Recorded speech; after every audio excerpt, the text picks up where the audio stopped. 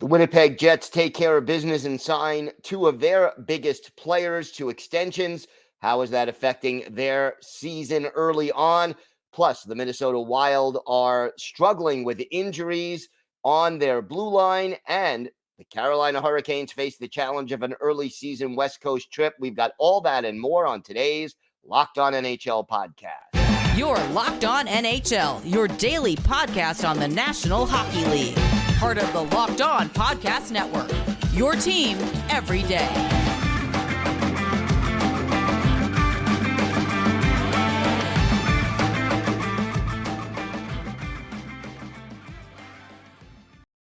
And welcome, everybody, to the Monday edition of the Locked On NHL podcast, part of the Locked On Podcast Network, your team every day. I want to thank everyone who makes Locked On NHL your first listen every day. Don't forget to subscribe on YouTube or wherever you get your podcasts so you can get new episodes as soon as they drop. And you can find us on SiriusXM on the SXM app if you just do a search for Locked On NHL.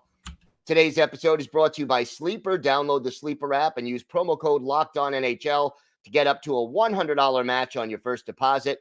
Terms and conditions apply. See Sleeper's terms of use for details. It is great to welcome back to the show the host of Locked On Winnipeg Jets, Harrison Lee. And Harrison, I'll tell you, before the season even started, the Jets took care of business off the ice. How much did that mean to this franchise?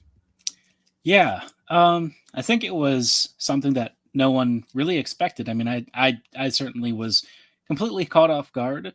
I think just about every single person who follows this team, maybe there were some people in the media who had been told privately that it was coming, but I mean, wow. To call it a shock to the system was a bit of an understatement. I think it not only informs kind of Winnipeg's future and present, but also really set the marker down for like a statement, right? What is this franchise trying to accomplish? And what does it want to do? And how does it want to do it over the next few years? And signing your two aging but still very good superstar players to major long-term deals after everyone thought at least one of them was walking, it's kind of a bit of a finger to the league, I guess. Winnipeg is very much saying we're still here. We still want to stay in Winnipeg. Now, whether financially that's going to happen, we'll see. But in terms of, I think, drawing a lot of people back in, maybe. I think a lot of fans are still very skeptical. I think that there's kind of some questions about how good this team can get, and I think people will be skeptical for the time being. Jets fans are always very skeptical. It's an increasingly common occurrence, which back in the early days it wasn't the case, but these days they're a little more, I'd say, reticent to hop on the bandwagon. But from my own perspective, I was pretty happy with at least Hellebuyck coming back. Scheifele, as long as he's bought in, he's like a player you can't stop. But Helly for me was definitely the big of the fish too, or big of the two fish. And do you think these were good deals from a value standpoint for this team going forward? So yes, generally speaking, yes. I think the Jets paid a little bit under market for what you would expect for both Scheifele and Hellebuyck.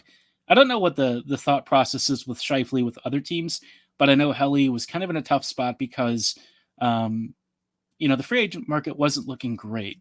And I think a lot of teams are very nervous about giving a big 30-year-old goalie a massive extension. 7 years, he just wasn't going to get that out there in the market.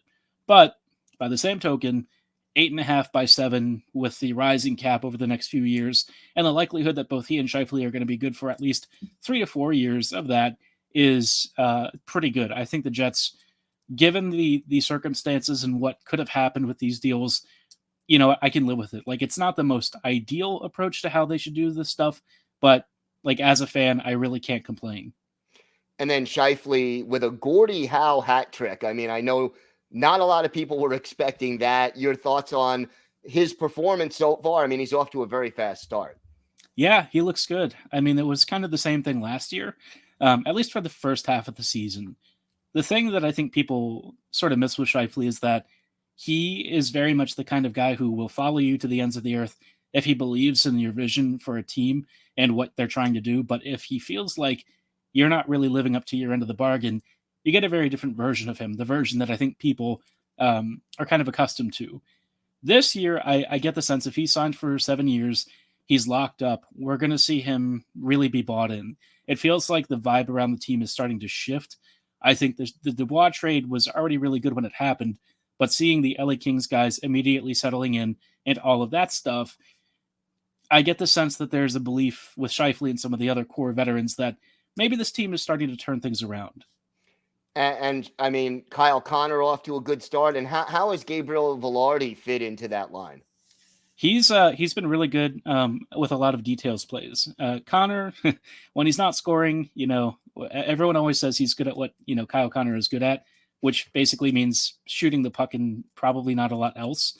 He's not going to offer a lot of defensive support, but that's where Velarde really steps up.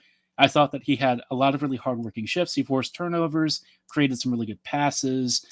Down low in the slot, he's a total menace. Along the walls, he's a menace. He's just a really good player. And honestly, he's not going to be the same player as Dubois, but he does a lot of very similar things, sometimes even better than Dubois did. I think that they're very different players overall, but when the Kings traded him to Winnipeg as part of that deal, I thought it was going to be like a 1-for-1. The fact that they tossed in other players kind of shocked me because, to me, Velarde might not really be that far off, if at all, from Dubois. So far, Gabriel looks really good. I'm excited for him. I've been a big fan of his since he was a young prospect, but injuries basically got really close to ending his pro career before it even began. So it's on a personal level, fantastic to see him not only make it, but really thrive. So, I mean, so far, we're just a couple of games into the schedule, but the Jets have looked pretty good. What would you say are the keys to the season for this Winnipeg team if they want to make the playoffs? So the big thing, I think, is just staying healthy. This forward group, now that it's kind of all come together and it's rolling 4 lines, it's pretty darn deep. I don't think there are a ton of teams that have the sort of quality that the Jets do when you look at their bottom 6. The additions of Iafallo and Kupari, I think, really did shift the balance of how this team is stacked up. I mean, you had a good top 6 already, but now you have Velarde, Iafallo, and Kupari upgrading, or at the very least just replacing the players who used to be there. And in Kupari and Iafallo's case, they're huge boosts. I mean, Stelland was great. Harkins did a job. But it's clear that these guys are very big upgrades. Kupari especially, I think, is catching people by surprise. He's been really, really good. So staying healthy, I think, is one thing, but the defense also needs a bit of a look. Schmidt and Dillon have had really bad starts to the year. Pionk is Pionk. You kind of know what you're getting with him, and I think the team loves him too much to even talk about a trade, so I sort of just write that one off. But Dillon and Schmidt, long-term, I think the Jets really need to re-examine what's going to happen with them because, Heinola, when he comes back, would probably have had Schmidt's spot if he wasn't, sitting aside to the, with a broken ankle. But, Dillon has also kind of struggled, and he's like $4 million in cap hit, right? So cap hits for the Jets, Pionk, Schmidt, and Dillon all together, that's $16 million. It's a lot of space, a lot of money, and I think the Jets really want to evaluate how they use that space because, this team feels like it's on the cusp of being really, really good. But with a couple of tweaks, I think they could really start to reach a contender status. And what would they need to add in order to reach that contender status? I think for them, they probably want to add like a sweetener forward. I think Connor Garland has been a name that's really been popular recently.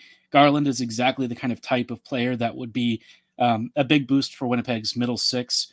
And then on the defense, you need at least one more puck mover. If you get Dillon, I think that's fine. But you just need to clear cap space to give yourself more flexibility and improve the mobility. Because Heinola, once he comes back, should be pretty good. But we also don't want to I think lean too heavily on a guy who just fractured his ankle. So a puck mover for the back end would be nice. I think the Jets really need a top level D, like a Sanheim type. I think the Sanheim door might be closed, but if somebody becomes available, that's maybe a rental or something here in a few months. We'll see. But that side of things, I'm not as sure on with the defense. I think the Jets are in a tough spot because not many teams want to take on salary like that, especially for guys who are not so great. So if they at least had a forward, that'd be great. But also move out a D contract if you can. All right. Well, we'll keep an eye on that all season on Locked On Winnipeg Jets. Harrison, why don't you tell our viewers and our listeners where they could find the podcast and where they could find you on social media? We are available on all of the same podcasting networks and YouTube as Locked On NHL is. And of course, if you want to follow us on social media, you can follow our Twitter. Well, I guess it's called X now. Our X social media account is LO_Winnipeg Jets. And my personal account is at HL Living Loco. All right. Harrison, thank you so much. Always a pleasure to talk to you. Thanks for having me on.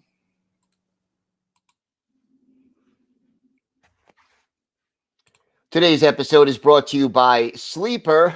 Well, if Alexander Ovechkin scores a hat trick, if your team wins the Stanley Cup, and if you want to win 100 times your money, play daily fantasy hockey on the Sleeper app. These are all possible scenarios for this season, but to have a chance at winning big, you need to play daily fantasy hockey on Sleeper. As the official daily fantasy app of the Locked On NHL Network, Sleeper is our top choice for daily fantasy sports, especially daily fantasy hockey. With Sleeper, you can win 100 times your cash in daily fantasy hockey contests. So, look, pick your player. You can go with McDavid, Ovechkin, Crosby, Makar, or your team's favorite player. All you need to do is pick more or less on stats for these stars.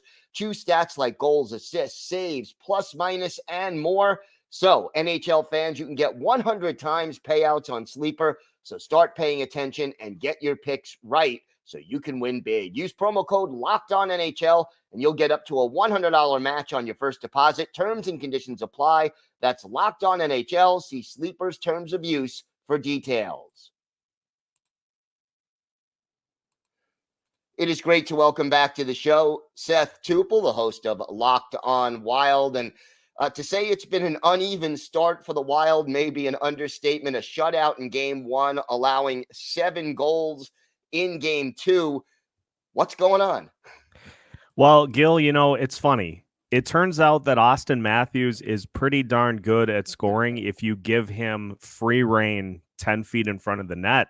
Who knew? Biggest thing that has gone wrong for the Wild so far is missing Jared Spurgeon. The defense has been just completely out of whack, but I mean, there were just so many breakdowns in the game against Toronto. The last goal, I think, of the night for William Nylander is the one that rubbed me wrong the most. Nylander basically came flying up the left side of the zone. John Merrill was trying to stay between him and the net, but by doing so, he was just continuing to skate backwards towards the net as opposed to attempting to make Nylander have to do anything other than just fly up the ice, and then he gets perfect rain to fire off a shot, scores a goal. It's been a struggle. We figured that having Spurgeon out would be a problem, but I don't think anybody expected to see a repeat of what we saw last year in the second game of the season. And so it is early. This is a team that obviously was able to withstand a barrage from Florida on opening night. You just can't put your goalie in a situation where you don't give him any help whatsoever. And so, it's one of those to learn from and to flush out of your system and to just move on to game 3 on Tuesday. Talk to me about Filip Gustavsson. I mean, he stood on his head in the first game under a barrage again in the second game, could not really come through. I mean, the team has got to be feeling bad about the way they've let him hung out to dry. Yeah, 100%. And, you look at one of the Austin Matthews goals, the defense had spaced out and just left the front of the net completely open. Matthews skates up to the front and essentially has just a birdie tap in for a goal. And I don't care if you're Andrei Vasilevsky. I don't care if you are, any of the other top echelon goalies in the league, Igor Shesterkin even.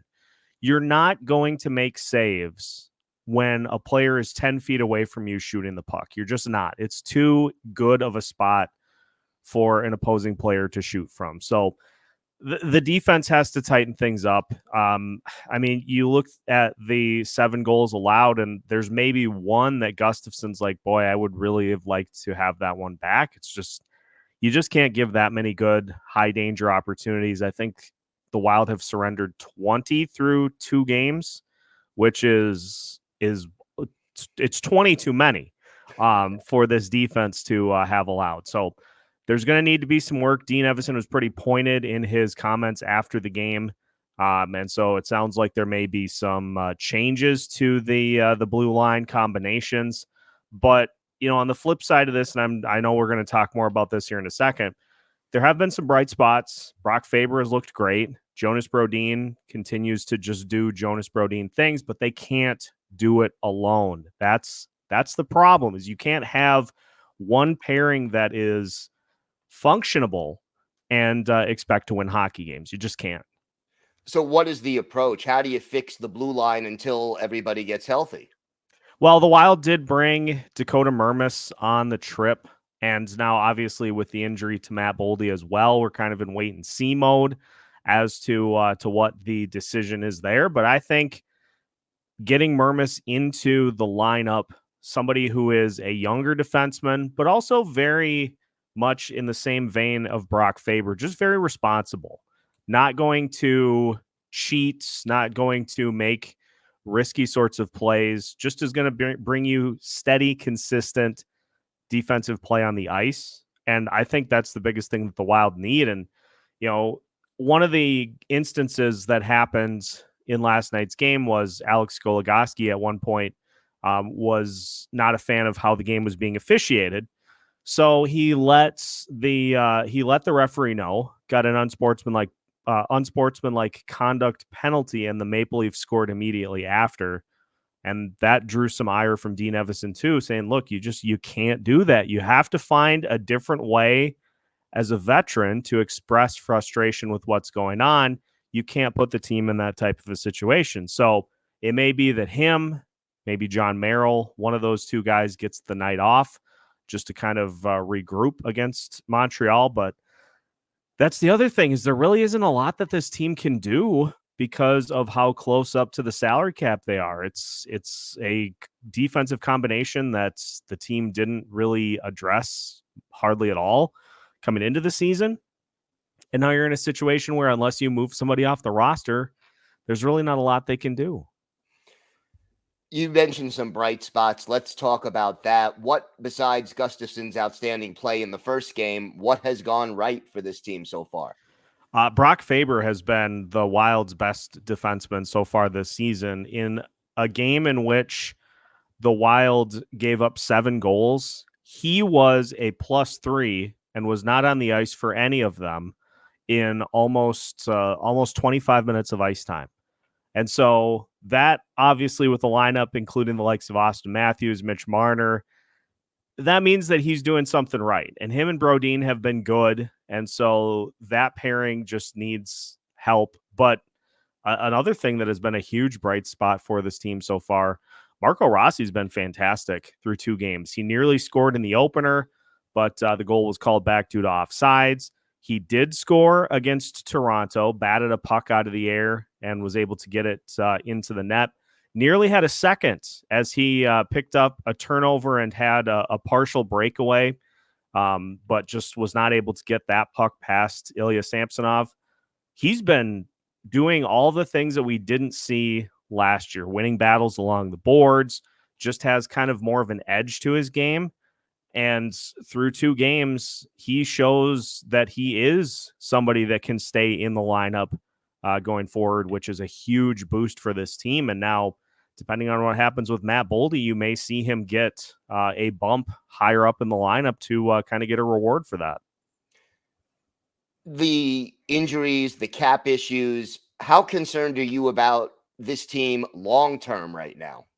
Well, I think the good news is that Jared Spurgeon will be back. The Wild did not put him on long-term injured reserve because they don't view his injury as one that is going to take that long. So he will miss sometime fewer than 10 games. So the hope is that he'll be back here relatively soon. I have not heard any updates on Matt Boldy, which is kind of a concern, especially with being on the road and with only bringing an extra defenseman on the trip. You're probably looking at having to play an 11-7 lineup or something along those lines against the Montreal Canadiens, which I'm not a huge fan of, but you kind of got to do what you got to do. But if Matt Boldy misses time, that could be another huge blow for this team that just really does not have resources to help out. Kind of essentially what you see is what you get. You maybe can call up one player or so during the season for various points, but it's been an interesting start to the season, to say the least. But if everybody comes back healthy, this is still a team that is capable of making the Stanley Cup playoffs. All right, Seth, why don't you tell our viewers and our listeners where they could find the podcast and where they could find you on social media? You can follow along with everything at Locked On Wild by just searching Locked On Wild. You can find us on your favorite podcast platforms, YouTube, and we've got a lot of fun game interaction that we do on social media as well. So make sure to follow all of those channels, and then you can follow me on Twitter, on X, at Seth Toups.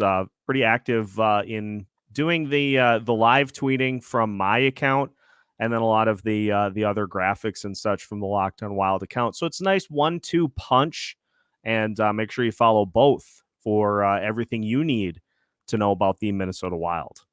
All right, Seth, thank you so much. Always a pleasure to talk to you. My pleasure.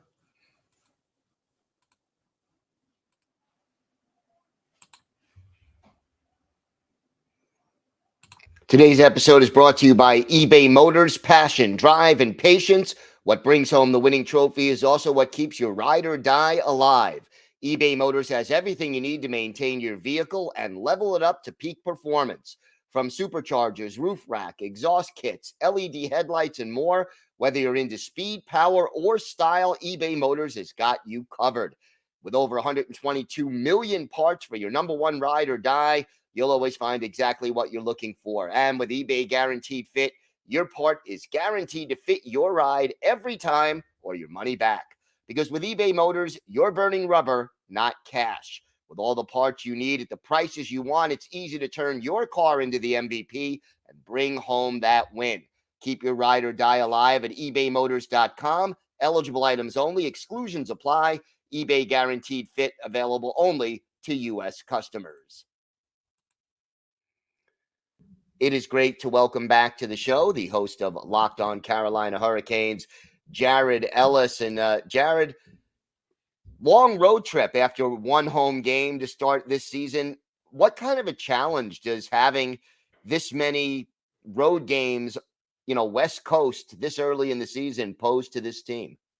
Yeah, I think, when it comes to the early season road trips, they do this because of the North Carolina State Fair, because the state fairgrounds are right next to PNC Arena and traffic is an absolute nightmare with it.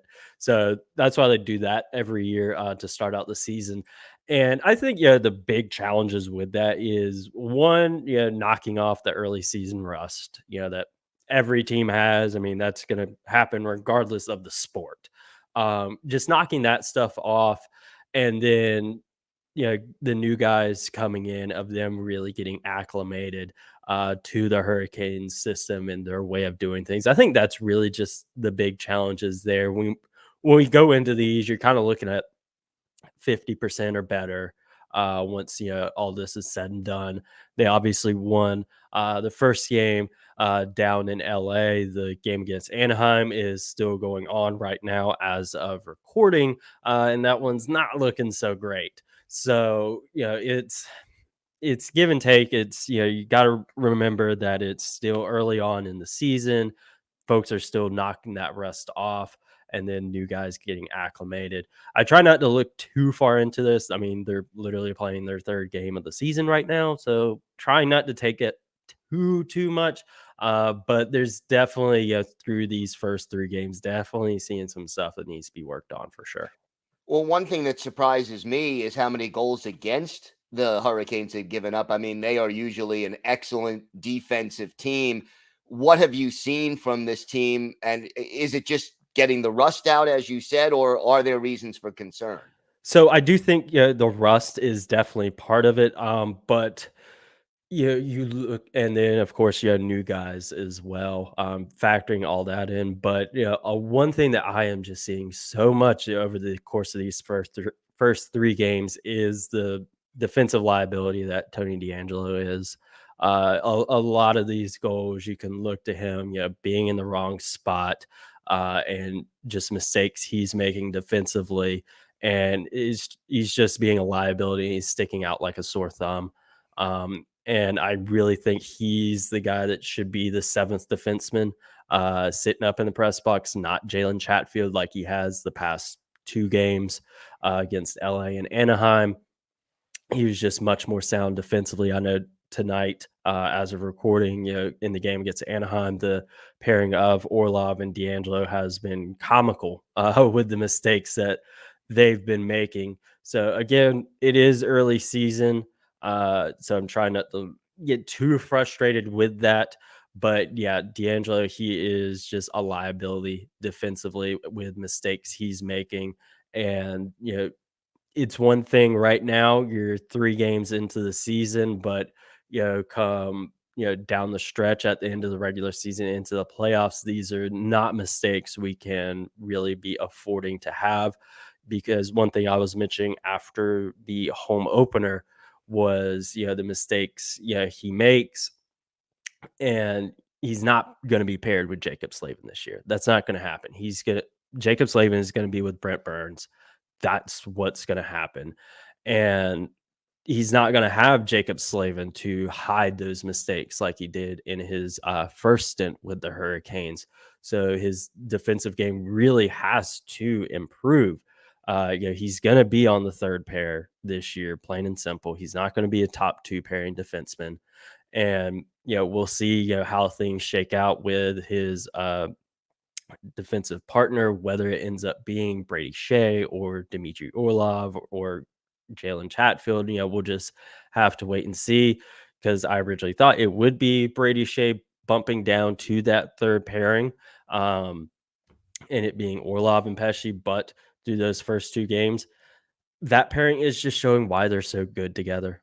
They've been playing together for years now. They know each other, and you kind of don't want to split that up, but you are paying Dmitry Orlov, I believe, $7.5 million a season. So do you want that on your 3rd pairing? I don't know. It is still early, so we'll just have to wait and see. But I do think DeAngelo, he's got to be the extra guy this year, not Jalen Chatfield, because of just how much of a liability he is. I know that so far through 3 games, the Hurricanes are putting a lot of pucks into the net, but obviously when the season started, offense was more of a concern consistency wise than defense. What's your outlook on this team's offense and power play, and can they keep up what they've been doing so far through 3 games? So far through 3 games, it has looked really good. Obviously, my big thing with the Aussie is like they should have went out and got a pure goal scorer, but we are seeing a little bit of a change with that. Teuvo Teravainen, he's a guy that has really stood out over these first 3 games. I believe as of recording, he's got 4 goals already on the season and 0 assists. And he's always been a pass first guy. And in the home opener, he had this beautiful pass from Natchez. There was another guy involved with it. I don't remember who it was right now. But in years past, you would have seen him pass it back to Natchez. But no, he took the shot. And I think that's going to be big. We'll see how things go through the season. It is still very, very early. So don't want to say, hey, we're good to go, or hey, this is a sinking ship. So we're gonna have to wait and see how things go with the offense and power play. But through 3 games, it has looked good, and we'll just have to wait and see. In the what was it? The home opener, or no? It was the game against LA where they had like 3 shorthanded goals. That was fantastic, and I hope they can keep that up. Sebastian Aho in that game, he took the all-time franchise record of shorthanded goals, so that's fantastic. And he's still got a super long career ahead of him, so he's going to continue to add to that total, which is nice. But I'm liking what I'm seeing so far, but we're definitely going to have to wait and see, come trade deadline, do they make a move for someone? And just do they decide to do there? So we are, as you mentioned, only 3 games into the season. What are the keys for success this year for the Hurricanes? So I think the keys for success this year are one, of course, just staying healthy. That's going to go with every team, in the NHL and every sport, just staying healthy, of course. And then guys that they're, looking to, they're franchise guys. Those guys continue to take steps forward. Like I mentioned, Sebastian Aho, he took the franchise record for shorthanded goals. Teuvo Teravainen, he's actually shooting for once, which is great. And Seth Jarvis, I believe it was NHL Network. I forget who it was, but they had him pegged as a breakout candidate for the year. Martin Necas, him, if he can replicate the absolutely phenomenal season he had last year, and then of course goaltending, if that stuff can continue to be good, and those guys stay healthy. Obviously, they have the three goalies: Anderson, Ronta, and Kochetkov. Kochetkov playing for Tampa Bay's AHL affiliate because the Hurricanes don't have their own. Obviously, he will not play for the Tampa Bay Lightning. Please stop freaking out about that. But yeah, if they can stay healthy, and then again, just the guys that they need to be productive, if those guys are productive, and then they continue to have that depth scoring, that they tend to always have. But yeah, I think if they can do that, they'll be good. As the season goes on, we'll kind of know a little bit more of what they may need to do heading into trade deadline, whether it's getting a goal scorer, which that'll probably be it, but you know we'll just kind of see as the season goes along. All right, Jared, why don't you tell our viewers and our listeners where they could where they could find the podcast and where they could find you on social media? Yeah, you can find the podcast wherever you're listening to this one, whether it be Spotify, Apple, SiriusXM, Stitcher, whatever. Locked On Hurricanes is going to be on there. And of course, over on YouTube, we're closing in on 700 subscribers over there. So drop a subscribe over there. And then on social media at LO_Hurricanes and myself at Jared Ellis _96. Jared, thank you so much. Always a pleasure. Always, Gil.